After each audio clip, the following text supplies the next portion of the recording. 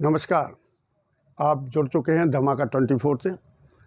इसके पहले जो वीडियो आपने हमारे देखे और उसमें जो आप लोगों ने हमें प्रोत्साहित किया, उसके बाद हम आपके लिए एक ऐसी जानकारी जो राष्ट्र से जुड़ी हुई है, देश से जुड़ी हुई है और देश के प्रति समर्पण के भाव से जुड़ी हुई है।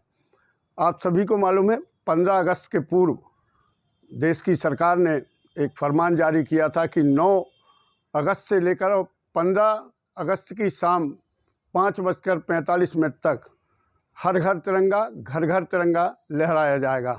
और निश्चित तौर पर इस बात को लेकर सबके मन में एक प्रसन्नता थी, एक खुशी थी कि हम भी अपने आन बान और शान के प्रतीक राष्ट्रध्वज को अपने घरों पर लहराएंगे, अपने आस पड़ोस और अन्य परिवारों में भी इसका जो है ज़ोर शोर से प्रचार प्रसार करेंगे।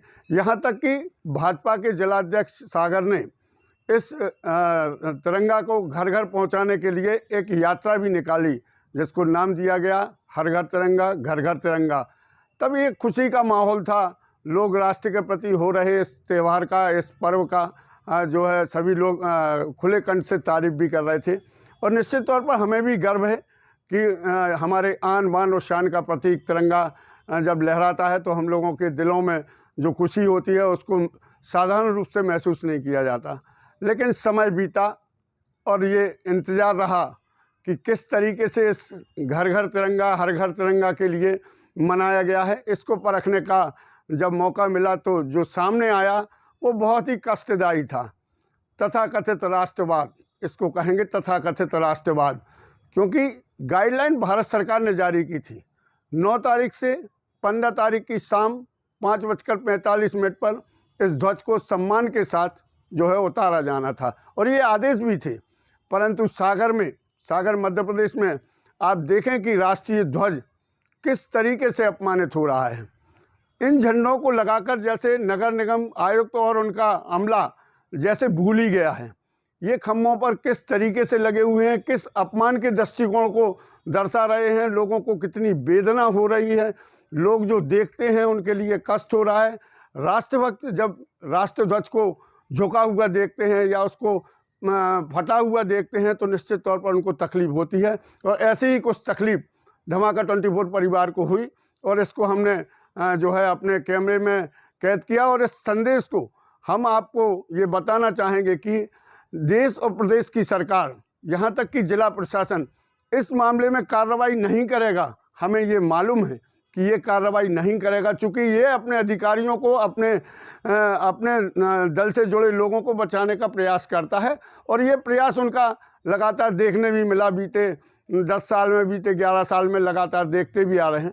आज की परिस्थिति में जब आप राष्ट्रीय ध्वज को देखते हैं, खम्भों पर किस तरीके से लगाकर वो भूल गए हैं। 9 तारीख को, 8 तारीख को ये ध्वज इस पर लगाए गए थे और 8 तारीख के बाद 1 महीना बीत जाने के बाद भी ना तो निगम प्रशासन को याद आया, ना नगर निगम आयुक्त को याद आया, ना उनके अमले को याद आया। यहाँ तक कि जिला प्रशासन के नुमाइंदों ने भी इसको देखने का प्रयास नहीं किया। जिस तरीके की हालत आज राष्ट्र ध्वज की इन खम्भों पर देखने मिल रही है, अभी आप जिस तरीके के विजुअल देख रहे हैं, आप देखें कोई राष्ट्रीय ध्वज तो उल्टा हो चुका है, कोई फट भी चुका है, कोई झुका हुआ है। किस तरीके से राष्ट्र ध्वज का अपमान हो रहा है, ये निश्चित तौर पर वेदनादायी है। शहर नहीं, देश की जनता भी इस चित्र को जब देखेगी तो उनके लिए भी कष्ट होगा। लेकिन प्रशासन इस मामले में कोई कार्रवाई करेगा, इसमें सबको संदेह बना हुआ है। हमने कई लोगों से इस मामले पर बात की है तो सभी लोगों का कहना ये है कि ना तो प्रशासन कोई कार्रवाई करेगा और ना प्रशासन को इस चीज़ से कोई लेना देना है। ये जो तथाकथित राष्ट्रवाद था, उस राष्ट्रवाद का एक परिचायक था। इस ध्वज का जो गरिमा थी, जो शान थी, जो आन थी, जो वान थी, वो सारी चीज़ें धूमिल करने का प्रयास जिस तरीके से राजनीति के लिए किया जा रहा है, निश्चित तौर पर सभी भारतवासियों के लिए वेदना का विषय है।